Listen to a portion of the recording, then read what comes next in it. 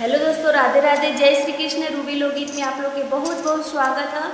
तो चलिए जाए कि बहुत ही प्यारा गाना सुनाओ थी, लोकप्रिय गीत हुए, बहुत ही प्यारा गाना है। आप लोग ध्यान से सुनी, फुल वॉच करके सुनी और कमेंट में बताएं कि गाना आप लोग के कैसा लागल है। हंसी हंसी के कहली गुजरिया बलम छपवाई दा चुनरिया, हंसी हंसी के कहली गुजरिया बलम छपवा चुनरिया, हंसी हंसी के कहली गुजरिया बलम छपवा चुनरिया।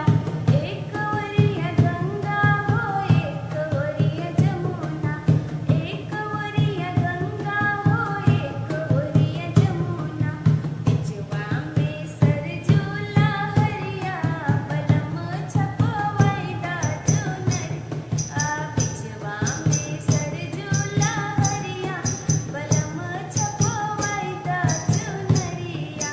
हंसी हंसी के कहली गुजरिया बलम छपवाई दा चुनरिया, हंसी हंसी के कहली गुजरिया बलम छपवाई दा चुनरिया।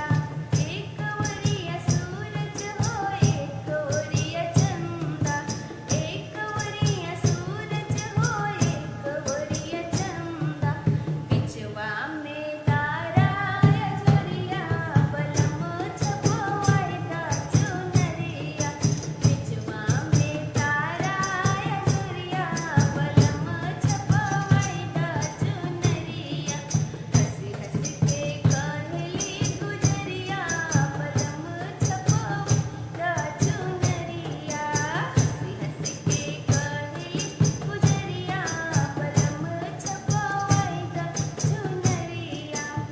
एक ओरिया गोकुल हो एक ओरिया मथुरा, एक ओरिया गोकुल हो एक ओरिया मथुरा, एक ओरिया काशी नगरिया बलम छपवाई दा चुनरिया, एक ओरिया काशी नगरिया बलम छपवाई दा चुनरिया।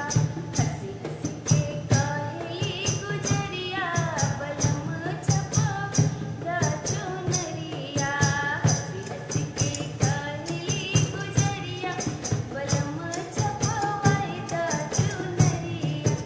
एक ओरिया सासू हो एक ओरिया ससुर, एक ओरिया सासू हो एक ओरिया ससुर, बिचवा में आपन सूरतिया बलम छपवाई दा चुनरिया, बिचवा में आपन सूरतिया बलम छपवाई दा चुनरिया।